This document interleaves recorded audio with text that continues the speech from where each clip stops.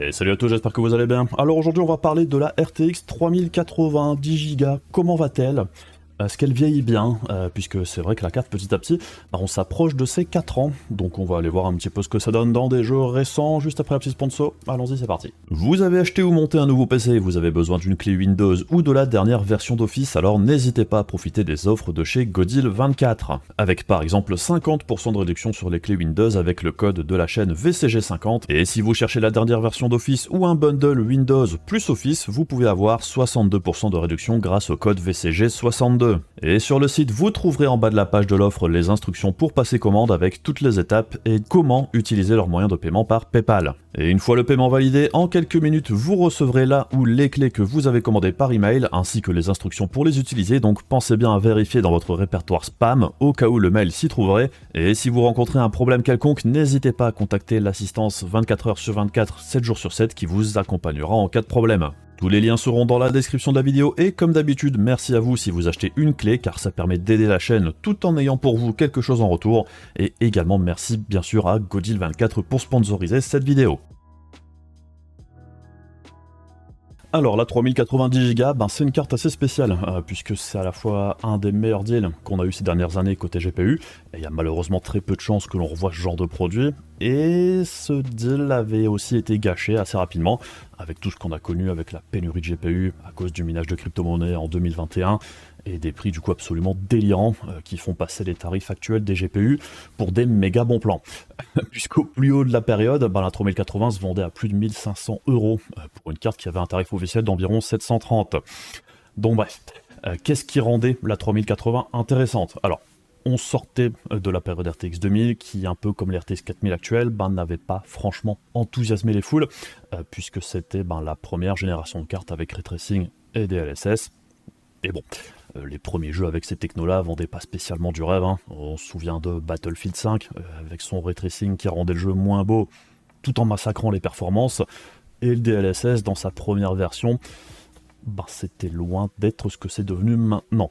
En plus de ça, la génération RTX 2000 avait connu une hausse de tarif assez violente par rapport au GTX 1000, puisque pour rappel, la 2080 était sortie avec un tarif officiel de 700 $, quand en face on trouvait des GTX 1080 Ti, avec des perfs équivalentes dans les jeux du moment, pour moins cher.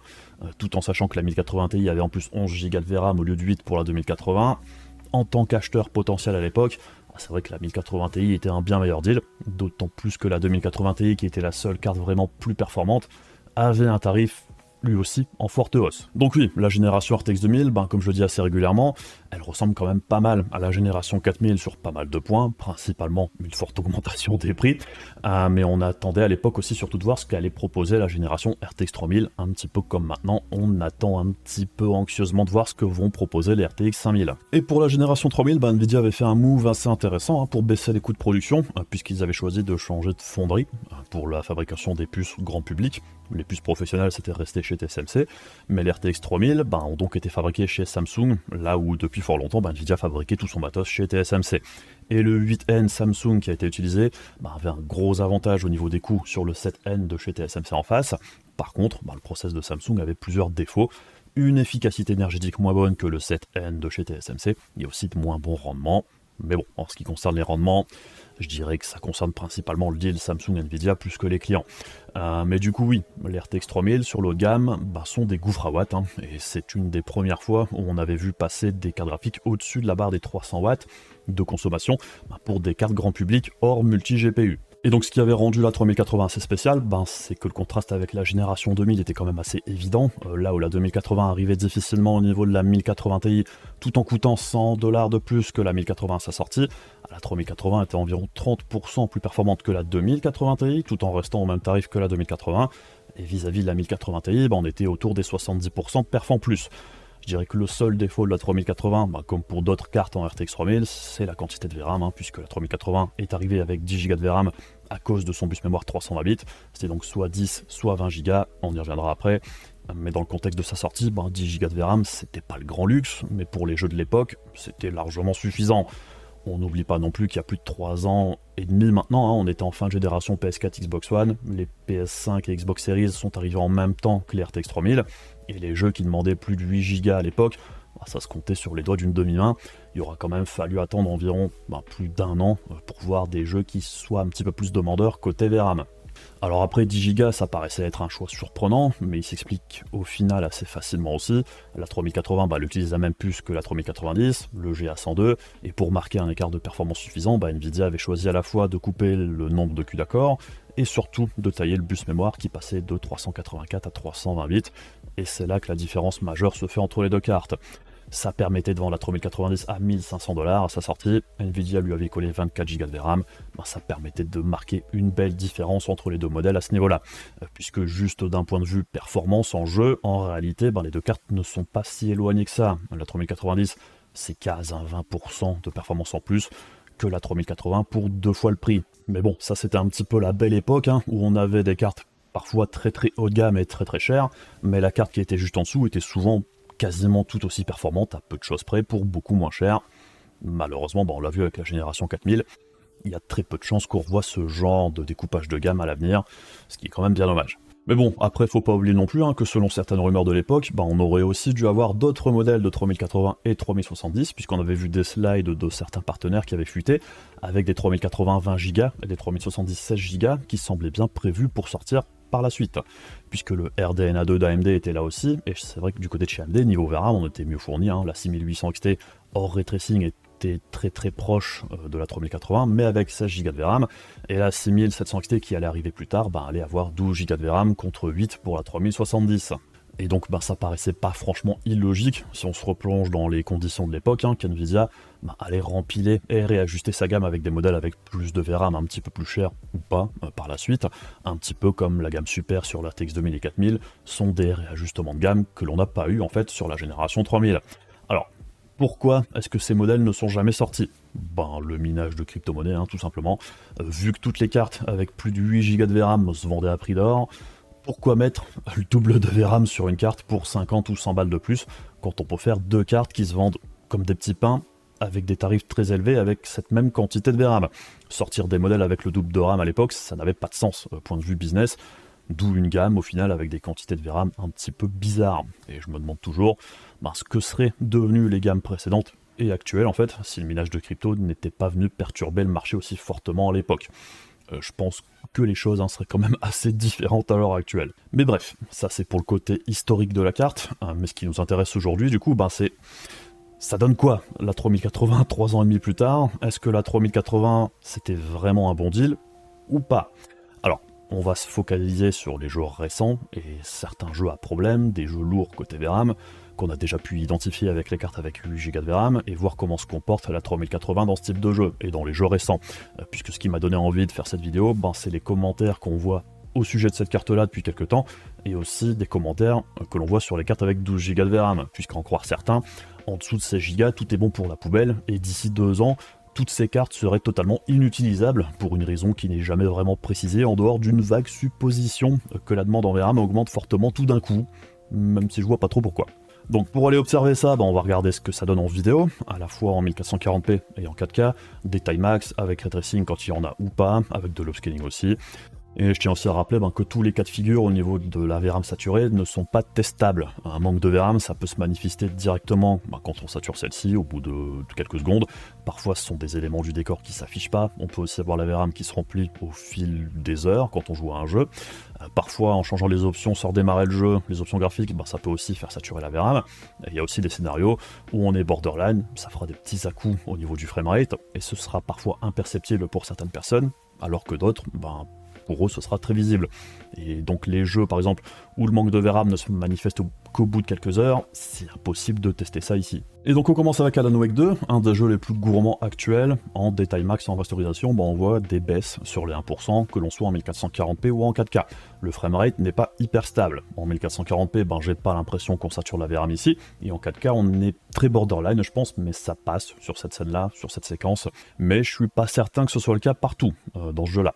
Mais on voit surtout que le jeu est hyper gourmand en 4K, on maintient difficilement les 30 FPS de moyenne. Donc VRAM ou pas VRAM, c'est un jeu très exigeant au niveau de la puissance carte graphique. Et du coup, si on active le DLSS en mode équilibré, on obtient quelque chose de beaucoup plus stable et fluide avec 72 FPS de moyenne, mais personnellement, je viserai malgré tout les détails médium sur le titre, qui ne changent pas grand chose à l'écran, pour rester à l'abri des baisses sous les 60 fps de moyenne. Et si on active le ray tracing en élevé là aussi, donc c'est du pass tracing hein, sur ce titre-là, quand on le met en élevé, et ben sans surprise, la 3080 est un petit peu en galère. On tient pas les 30 fps de moyenne en 1440p, et en 4K on est sous les 20 fps de moyenne. Donc c'est une situation assez extrême ici. Pour autant, je trouve qu'au niveau de la VRAM, le jeu gère ça pas trop mal. On sait qu'il pourrait manger plus de 10 Go dans ces conditions-là, mais les performances ne se transforment pas en slideshow pour autant, ça stutter pas à mort, hein, ça reste fluide, même si les performances sont très basses, enfin c'est injouable quoi. Mais bon, même si la carte avec 16 Go de VRAM, ça rendrait pas le jeu en 4K dans ces conditions-là jouable pour autant. On aurait toujours des performances très basses, comme on l'a déjà vu à maintes reprises avec des cartes similaires avec plus de VRAM sur ce jeu-là, dans ces conditions-là. Du coup, si on active le DLSS en quality en 1440p, ben c'est jouable, même si on est sous les 60 fps de moyenne, et en 4K avec le DLSS en mode équilibré, ben on tourne aux alentours des 30 fps de moyenne, ce qui reste, je trouve, assez honorable pour la 3080, mais à choisir, bah autant jouer sans ray tracing avec DLSS en 4K, c'est le meilleur compromis à mon goût sur ce titre. Donc est-ce que les 10 Go de VRAM sont un problème sur ce titre? Bon, on est un petit peu sur le fil je pense, principalement quand on joue avec le pass tracing d'activer, mais j'ai envie de dire aussi c'est plus les performances brutes de la carte qui limitent ses performances qu'autre chose. Même si la carte avait plus de VRAM, on serait de toute manière en difficulté en 4K avec tous les détails à fond. Puisque de toute façon, même les cartes de nouvelle génération ont beaucoup de mal dans les mêmes conditions, donc quoi qu'il arrive, ici il faudra faire des compromis. Pour Avatar Frontiers of Pandora, alors c'est un des autres jeux les plus gourmands à l'heure actuelle, le titre utilise du ray tracing software par défaut, et en mode ultra, que ce soit en 1440p ou en 4K, on n'est pas franchement confortable dans les segments les plus lourds du jeu, on n'est pas loin des 60 fps de moyenne en 1440p, mais on les tient pas. Et en 4K, on maintient difficilement les 30 fps de moyenne, donc ici aussi, il faudra faire des concessions. Mais la VRAM semble pas poser de problème majeur. Toujours en ultra, mais avec upscaling, alors c'est mieux, même si ça reste très gourmand, mais on est au-dessus des 60 fps de moyenne en 1440p DLSS Quality, et on n'est pas loin des 60 en 4K avec le DLSS en mode balanced, ce qui est jouable, mais on va aller voir maintenant ce que ça donne avec les détails élevés. Alors, en détail élevé natif, on est tout de même bien au-dessus de ce qu'on avait en ultra, avec 30% de performance en plus en 1440p et quasiment 40% de plus en 4K. Et au niveau du visuel, entre les détails élevés et ultra, ça change vraiment pas grand chose, comme bien souvent, mais on n'est toujours pas pour autant en 60 fps constant en 4K, en 1440p ça passe. Du coup, avec de l'upscaling, en détail élevé, on arrive presque aux 60 fps constant en 4K, mais on n'y est pas totalement, puisque les 1% sont au niveau des 50, mais ça reste très jouable. Et en 1440p DLSS Quality, 103 fps de moyenne, 77 sur les 1%, c'est pas mal. Pour un jeu aussi gourmand, c'est probablement ce que je choisirais d'utiliser comme réglage en 1440p. Et en 4K, soit en ajustant certains settings ou en descendant le DLSS en mode performance, on devra atteindre les 60 fps constants aussi. Donc sur ce jeu-là, ici encore, niveau VRAM, je dirais pas qu'on est confortable, mais il n'y a pas de méga stutter ou d'amélioration massive à attendre si on avait plus de VRAM ici.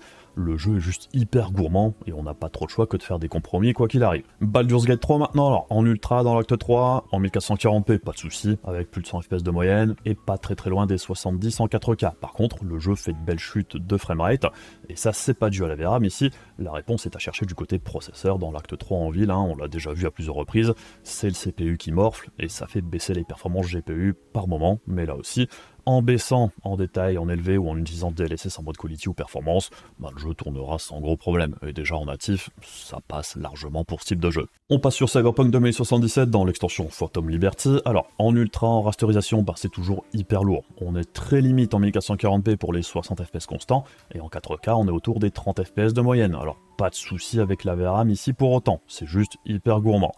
Du coup, si en ultra on passe par le DLSS, toujours en 1440p quality, on n'arrive pas loin de 90 fps de moyenne, donc largement jouable, et en 4K par contre on n'est toujours pas sur du 60 fps de moyenne, en DLSS équilibré, mais on n'en est pas très loin. Mais bon, déjà même sans activer le ray tracing, c'est déjà un jeu très gourmand. Mais bon, ça c'est en mode ultra, voyons voir ce que ça donne en détail élevé, en rasterisation. Et bien comme on peut le voir ici, on gagne énormément de performance, ici encore 30% de perf en plus en 1440p et pas loin de 40% en 4K. On atteint quasiment les perfs qu'on avait en ultra avec upscaling. Et c'est à peu près les mêmes gains qu'on a pu observer en baissant les settings de ultra à élevé sur Avatar aussi. Et ici encore, visuellement, ça changera pas vraiment grand chose. Donc, comme souvent, chercher le ultra à tout prix, c'est un petit peu se compliquer la vie aussi. Et si on active maintenant le DLSS en détail élevé, on passe autour des 120 fps de moyenne en 1440p et environ 80 en 4K, largement exploitable, même si les 1% sont assez bas sur le titre, le delta par exemple en 1440p est pas terrible. En ray tracing ultra par contre, alors sans upscaling, c'est un carnage, 34 fps en 1440p, 7 en 4K, et là oui, on a un souci de VRAM en 4K, très clairement, on a de gros stutters qui indiquent clairement qu'on manque de VRAM ici.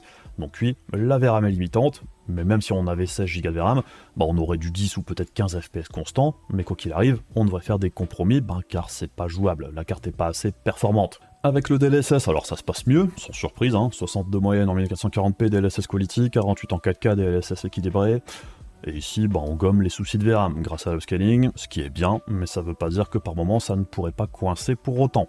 On est sur le fil du rasoir, et pour atteindre les 60 fps en 4K upscale, il faudra de toute façon baisser les détails. Donc oui, dans les cas extrêmes, sur ce jeu-là, les 10 Go de VRAM sont insuffisants, mais ça serait tout aussi injouable, même avec plus de VRAM, sans faire de compromis. Alors pour Dragon's Dogma 2, sur le preset le plus élevé, ça passe tranquillement en 1440p, en 4K, on est à peine au-dessus des 60 fps de moyenne, ça passe on va dire, mais on préférera jouer probablement avec des réglages un petit peu plus bas pour gagner en performance. Le ray tracing sur le titre, on sait qu'il n'est pas très gourmand en ressources, on perd quelques fps en moyenne, ça change pas énormément la donne, et activer l'upscaling, ça n'a pas franchement un impact énorme non plus. Alors après, Dragon's Dogma 2, c'est un titre assez particulier au niveau des performances et de l'optimisation, mais c'est jouable et pas de souci de VRAM. Pour Formula One 2023, alors, les détails ultra, on voit qu'en 1440p, pas de souci, performance stable, plus de 150 fps de moyenne. En 4K par contre, même si les fps moyens sont assez hauts, on note des chutes sur les 1% de manière régulière. Est-ce que c'est à cause de la VRAM? Je suis pas certain, c'est la première fois que je teste Formula One 2023, et même si l'utilisation VRAM est assez haute en 4K, on retrouve pas de méga stutter ou grosse chute de FPS, juste un framerate pas toujours très stable. Si on active le ray tracing, alors les performances s'effondrent, comme à chaque fois, et en 1440p, c'est un petit peu comme en 4K Ultra, pas de stutter énorme, mais régulièrement des petites chutes sur le 1%. Mais l'utilisation VRAM semble pas vraiment problématique pour autant, et en 4K c'est pareil, le framerate n'est pas rock stable non plus, mais on n'a pas de gros stutter. Du coup si on active le scaling, on retrouve des perfs plus sympathiques avec plus de 100 fps en 1440p, et pas loin de 80 de moyenne en 4K, mais le framerate reste assez instable, surtout en début de course. Donc j'ai pas l'impression ici que les 10 Go de VRAM soient un souci, et c'est un de ces jeux où le ray tracing de toute façon n'apporte rien de terrible, donc autant jouer sans. Et en 4K, peut-être baisser les détails en élevé. Hogwarts Legacy maintenant, alors c'est un jeu à problème, on le sait, les performances ont toujours été très instables sur ce jeu-là, et avec 8 Go de VRAM, selon les réglages, le titre peut se ramasser au niveau des performances ou sur le chargement des textures. Et en ultra, sans ray tracing, ça passe. Pas de problème de VRAM ici, c'est gourmand, mais ça passe, même si perso, j'irais plus baisser les détails en élevé. Les 1% sont clairement bas, mais c'est la même chose avec tous les GPU, c'est pas un souci avec la 3080 particulièrement. Et quand on active le ray tracing en ultra, par contre, là, on rencontre des problèmes. Surtout en 4K, ici on est clairement sur un manque de VRAM, avec du bon gros stutter régulier pour la 3080, mais comme souvent, quand c'est le cas, les performances sont de toute manière très basses. On pourrait peut-être tenir un 30 ou 40 fps de moyenne avec plus de VRAM, mais je pense que la plupart des joueurs essaieront de viser les 60 en baissant les détails quoi qu'il arrive. Pareil en 1440p, sur la grosse majorité du test ça passe, en dehors du couloir à la fin du run où là les performances s'effondrent. Mais cet endroit, c'est un endroit souvent problématique avec beaucoup de cartes, surtout avec le ray tracing d'activer. J'ai envie de blâmer la VRAM, mais je parierais pas que ce soit le problème ici à 100% pour autant. Du coup avec le DLSS dans l'ensemble, ça passe mieux, en 4K comme en 1440p, même si sur ce run j'ai encore eu une belle chute dans le couloir à la fin en 1440p, mais pas en 4K. Le jeu se comporte parfois de manière assez étrange, donc est-ce que c'est la VRAM ici ou est-ce que c'est un autre problème ou un mélange de choses? Je sais pas trop. Donc dans l'ensemble, sur Hogwarts Legacy, on est un petit peu sur le fil, principalement en 4K Ultra, et en ray tracing Ultra, on manque de VRAM très clairement. La question est-ce qu'on veut jouer avec le ray tracing de toute façon sur le titre? Moi non, je trouve qu'il est à la fois moche et en plus il rend les performances du titre encore plus instables qu'elles ne le sont déjà sans. Mais en 4K ray tracing, il faut de toute manière baisser les détails pour atteindre un niveau de performance correct, comme dans pas mal d'autres jeux. Donc sur ce titre-là, personnellement, je viserais plus la rasterisation avec les détails en élevé, voire ultra si ça passe. mais les détails élevés, ça change pas grand chose comme bien souvent. Horizon Forbidden West maintenant, qui est sorti très récemment, alors en détail très élevé, c'est gourmand, 76 fps de moyenne en 1440p, 34 en 4K, par contre les perfs sont très stables, pas de souci de VRAM ici, même si on sait que le settings Very High avec 8Go ça coincerait, donc les 10Go doivent être suffisants, mais ça veut pas dire que parfois ça pourrait pas coincer. J'ai pas de recul là-dessus. Avec le DLSS, alors c'est mieux, mais ça reste hyper gourmand. En 1440p, on passe de 76 à 94 fps de moyenne, et en 4K de 34 à 48. Donc on n'est toujours pas aux 60 fps de moyenne. Et pour y arriver, les détails élevés, au lieu de très élevés, on passe de 48 à 72 fps de moyenne, soit plus de 50% de perf en plus, juste en passant des détails très élevés à élevés. C'est absolument n'importe quoi, surtout que comme bien souvent, la différence entre les deux modes est assez anecdotique, le jeu reste magnifique. Alors après, il n'y a pas de ray tracing sur le titre, mais bon, comme dans pas mal de jeux en fait, même en 4K en ultra, le gros problème c'est plus les performances de la carte elle-même qui ne sont plus suffisantes pour le faire tourner, je dirais de manière convenable à 60 fps. Il faudra de toute manière faire des concessions, entre guillemets. Donc baisser les détails en élevé par rapport au très élevé, qui est le mode ultra du jeu, ça change quasiment rien au niveau de ce qui est affiché, et ça tourne beaucoup mieux. Et si en plus de ça, vous activez de l'upscaling, ça tournera très bien et le jeu restera vraiment très joli. Alors, on passe maintenant sur Jedi Survivor. Alors, c'est un jeu très gourmand, l'optimisation est pas terrible, ça on le sait, mais le jeu n'a jamais vraiment eu de soucis de VRAM. Du coup, pas de soucis de ce côté-là. Ça n'empêche pas le jeu de stutter assez régulièrement, mais ça, c'est l'Unreal Engine 4 et l'optimisation hasardeuse comme avec Hogwarts Legacy. Donc on n'est pas loin des 80 fps de moyenne en 1440p, détail épique, et environ 40 fps en 4K.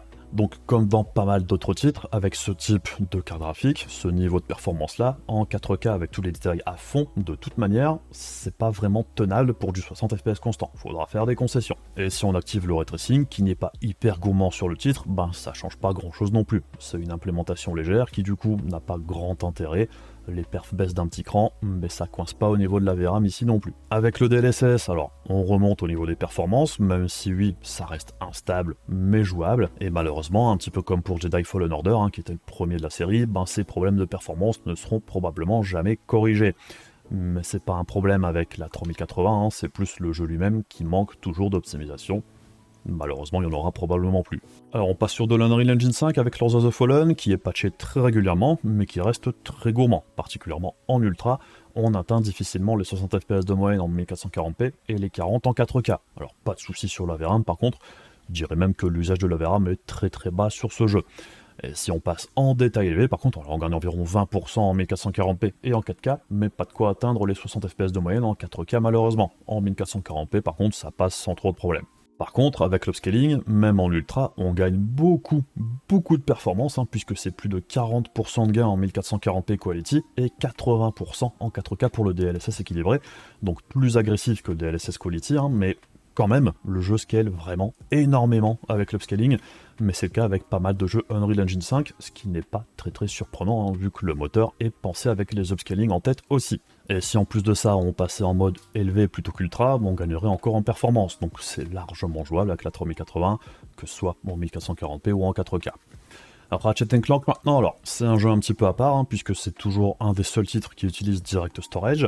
On sait que c'est un jeu qui aime beaucoup la bande passante mémoire, et la VRAM également. Donc en détail très élevé, en 1440p et en 4K, alors les performances sont correctes, mais on peut voir que souvent il y a des petites baisses au niveau des 1%. Donc le jeu aimerait bien un petit peu plus de VRAM, et on retrouve de la micro-saccade, je dirais, assez régulièrement. Donc le jeu, ici, essaye de compenser. Et si on passe en détail élevé, et bien comme souvent le problème disparaît. Il y a toujours un assez gros delta entre les 1% et les performances moyennes, mais bon, ça c'est pas vraiment à cause de la VRAM, c'est plus un souci récurrent sur le titre avec les GeForce. Les Radeon sont un petit peu plus stables au niveau des 1% sur ce jeu-là. Mais bon, même en 4K, les performances sont très correctes, et le jeu reste très beau en détail élevé. Par contre, avec le ray tracing en détail très élevé, bon là c'est une autre paire de manches, en 4K on est sous les 30 fps de moyenne, et en 1440p on n'atteint pas les 60. Donc sans upscaling c'est vraiment très compliqué, mais on n'est pas pour autant sur un slideshow, on n'a pas de méga gros stutter comme sur d'autres jeux. Donc même si les performances sont mauvaises, même si on manque de VRAM, les performances restent correctes sur ce titre-là, puisqu'il gère, je dirais, sa VRAM d'une manière un petit peu plus intelligente que d'autres titres. Et avec le DLSS, alors ça passe mieux en 1440p, et en 4K ça reste quand même très limite. Mais on n'est pas franchement surpris, c'est comme ça dans pas mal de jeux avec le ray tracing d'activer. Et si on baisse les détails en élevé au lieu de très élevé dans les mêmes conditions, on n'atteint toujours pas les 60 fps de moyenne en 4K. En 1440p par contre, ça permet au 1% d'être un bon cran au-dessus. Donc oui, le jeu manque de VRAM, mais la manière dont il le montre est différente de certains autres titres. Il va pas forcément faire de grosses saccades, mais les performances ne seront pas au top, comme on a déjà pu le voir en comparant les 4060 Ti 8 et 16Go, mais clairement avec le 3080, on préférera jouer sans ray tracing si on cherche la stabilité de toute façon. Resident Evil 4 maintenant, alors c'est un autre titre qui posait problème à sa sortie, particulièrement avec le ray tracing, puisque quand on l'activait et qu'il y avait un manque de VRAM, le jeu plantait. Bon, c'est plus le cas maintenant, et sur les settings le plus haut sans ray tracing, ça passe sans problème pour la 3080, même si oui, on sait que dans les Resident Evil, on peut saturer la VRAM assez facilement en mettant tous les curseurs au maximum.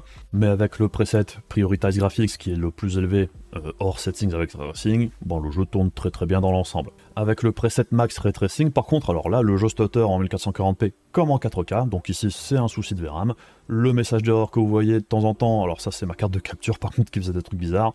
Me demandez pas pourquoi, elle aimait pas Resident Evil 4 à ce moment-là, mais bon, quoi qu'il arrive, en ray tracing avec les détails tout au maximum, c'est difficile pour la 3080, on aura des stutters de temps en temps. Clairement, on n'est pas confort sur ce jeu-là avec le ray tracing, ça doit ramer à certains endroits, et il vaut mieux ne pas utiliser le ray tracing, puisqu'il n'apporte de toute manière rien de terrible sur ce jeu-là. Et même si on active le FSR, ça se comporte un petit peu comme quand il n'était pas activé, puisque les stutters restent là, on a juste un peu plus de FPS, donc pas grand intérêt ici de l'activer avec la 3080.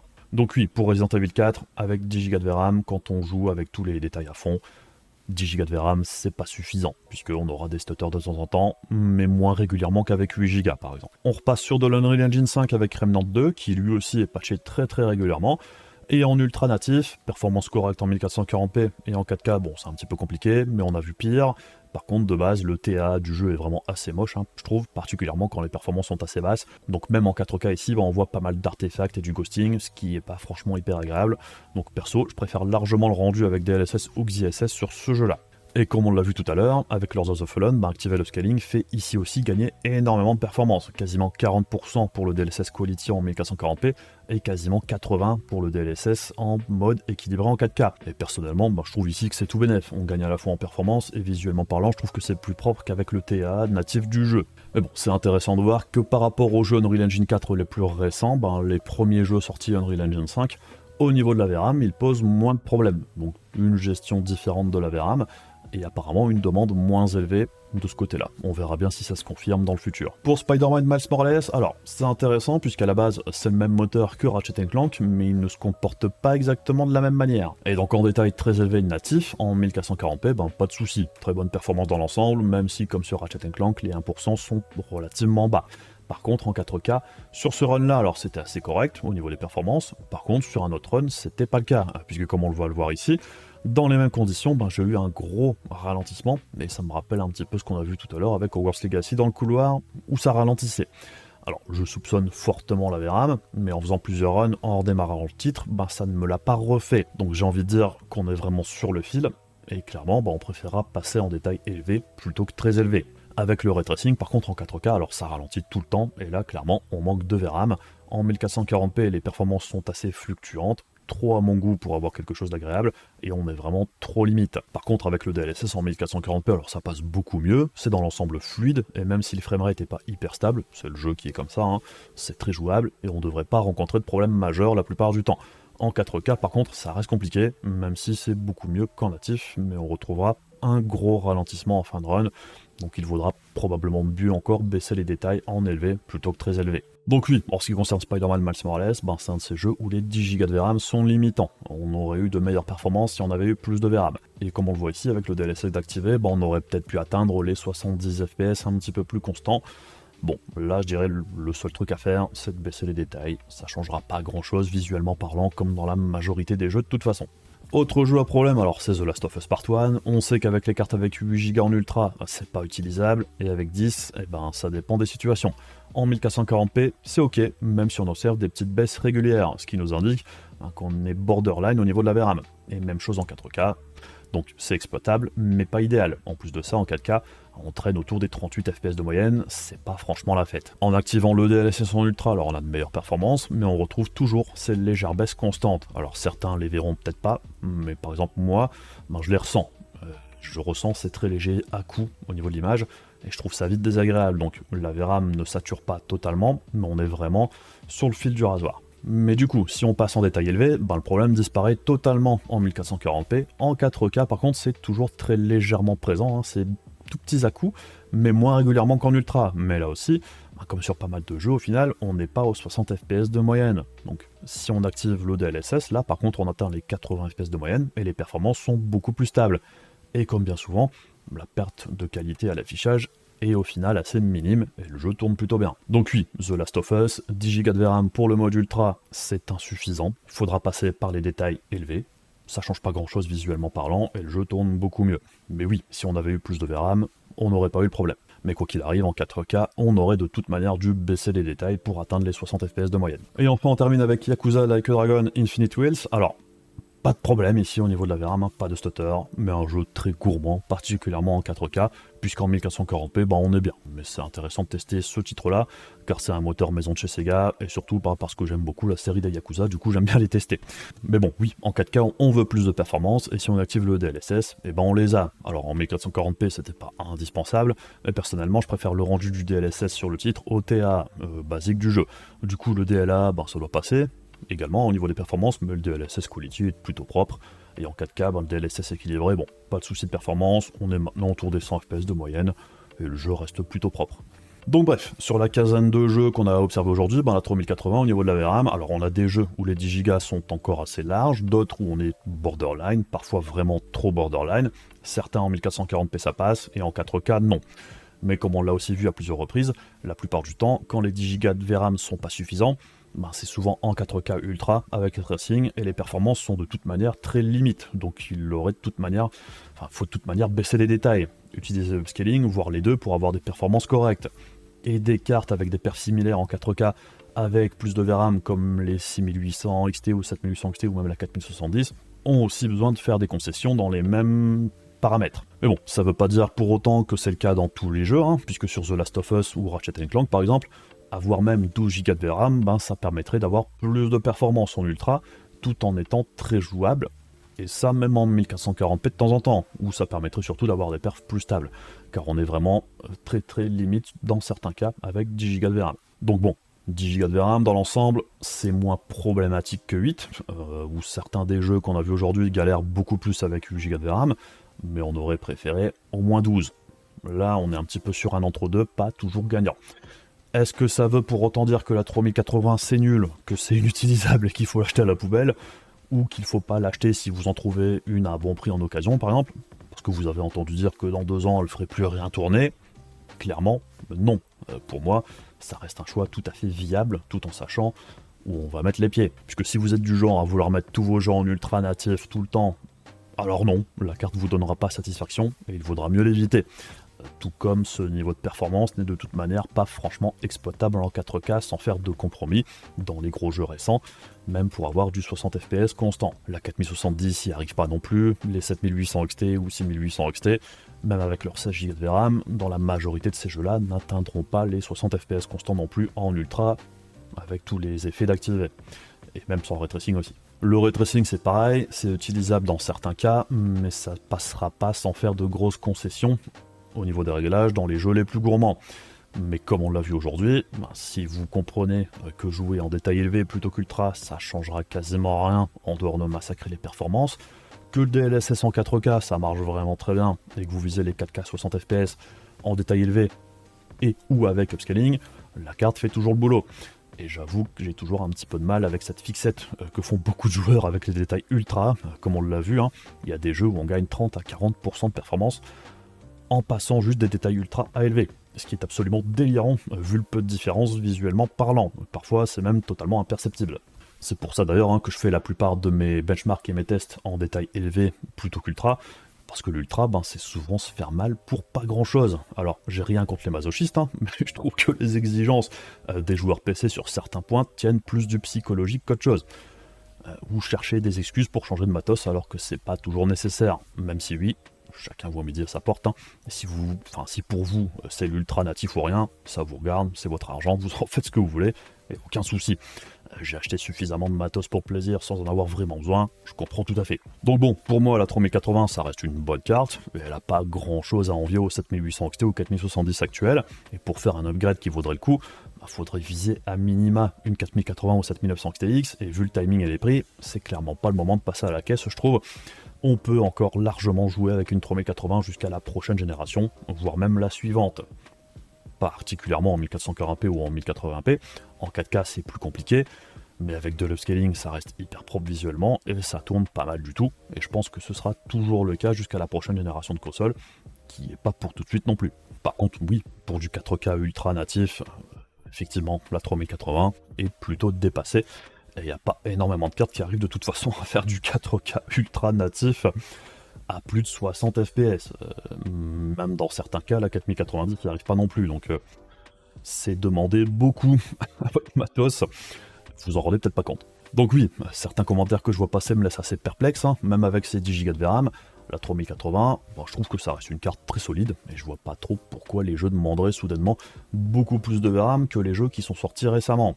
Comme je l'ai déjà dit à plusieurs reprises, jusqu'à la prochaine génération de consoles, pourquoi est-ce que les jeux demanderaient soudainement beaucoup plus de VRAM? Puisque bon, ce qui a fait que les 8 Go de VRAM sont devenus insuffisants de plus en plus régulièrement, ben c'est la génération de jeux PS5 et Xbox Series, tout comme la génération PS4 et Xbox One avait rendu les 4 Go de VRAM insuffisants quand on joue en l'ultra principalement. Et ça, ben, jusqu'à la prochaine génération de consoles, qui aura en plus de ça une période de cross-gen, je vois pas trop ce qui changerait radicalement des jeux qui sont sortis dernièrement. Alors peut-être que je me trompe, mais pour moi, ce qu'on a vu aujourd'hui, ben, c'est ce qu'on risque de voir pendant encore plusieurs années pour la 3080, à savoir, ben, il faut parfois jongler avec les réglages, mais ça tournera correctement au final, tout en étant très propre visuellement parlant. C'est un peu comme dans pas mal de jeux en 1080p avec les cartes avec 8 Go, c'est pas idéal, on pourra pas mettre du ultra tout le temps, mais on peut toujours faire tourner les jeux de manière correcte, mais il faudra jouer sur les détails, c'est malheureusement comme ça. Donc bref, est-ce qu'NVIDIA aurait dû mettre plus que 10 Go de VRAM sur la 3080 ? Oui, clairement ça aurait été mieux, mais c'est malheureusement pas ce qu'on a eu pour plusieurs raisons, comme on l'a vu au début de la vidéo, et c'est bien dommage. Mais je trouve pas pour autant que les acheteurs se soient fait enfler avec la 3080. La proposition en 2020 était vraiment plutôt bonne au niveau, à son prix de base. Ceux qui l'ont payé 1500 balles par contre, bon ça c'est un autre problème. Mais bon, la carte approche des 4 ans, est-ce que c'est hyper surprenant ou honteux qu'elle ne fasse pas tourner les derniers jeux en 4K natif ultra, RT ou pas, 60 fps? Je trouve pas. C'est pas le cas pour la plupart des cartes, c'est pas le cas des consoles non plus, même la 4080 ou la 7900 XTX ne le font pas à l'heure actuelle. Donc quand elles seront aussi vieilles que la 3080, ce sera encore moins le cas. Donc bref, non, pas besoin de jeter sa 3080 à la poubelle, elle fera tourner encore tous les jeux pendant encore de nombreuses années, hein, je pense, tout autant que les 4070 et 7800 XT. Après non, ce sera pas toujours en ultra, est-ce que c'est un drame? Bon, en réalité c'est vous qui voyez. Moi je trouve que l'ultra est souvent assez ridicule vu le ratio coût-hardware visuel par rapport aux détails élevés ou médium, mais si mettre tous les curseurs à fond vous procure un plaisir particulier, bah, c'est pas la carte pour vous. Mais perso, je suis plus du genre à lock les FPS et jouer en élevé et tester des DLSS dans les jeux, voir si j'aime leur rendu ou pas. Bah, ça consomme moins et ça offre une expérience plus stable la plupart du temps. Mais bon, oui, hein, il y a des scénarios de temps en temps où les 10 Go de VRAM vont poser problème. Là où si on avait eu 12 ou 16, les performances seraient restées plus stables. Malheureusement, bah c'est une carte avec 10 Go de VRAM ici. Enfin bref, comme d'habitude, si vous avez apprécié la vidéo et que vous voulez donner de la force à la chaîne, bah il y a les machins de YouTube, il y a également la page Ko-fi si vous voulez me soutenir directement, ça m'aide beaucoup tout plein. Et on se retrouve du coup très bientôt pour d'autres vidéos, je vous fais des bisous, je vous dis à la prochaine, salut!